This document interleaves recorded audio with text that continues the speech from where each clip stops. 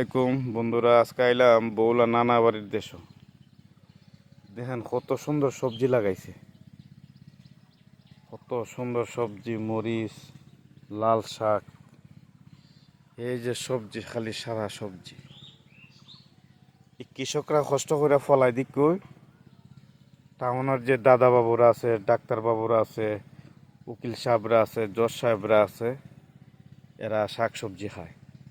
কৃষকরা যদি সবজি চাষ না করে তাহলে শহরের যে সাহেবরা আছে না খায় মারা যাইব। এই জন্য কৃষক কৃষকে কিন্তু ন্যায্য মূল্য হয় না, এটা দুঃখের বিষয়। এই সবজিগুলো এত কষ্ট করে ফলায়, এরা কিন্তু ন্যায্য মূল্য হয় না। এর যে খরচ, এর যে ব্যয়বহুল খরচ, এটা হয় না। এই জন্যই তারা ক্ষতিগ্রস্ত হয়।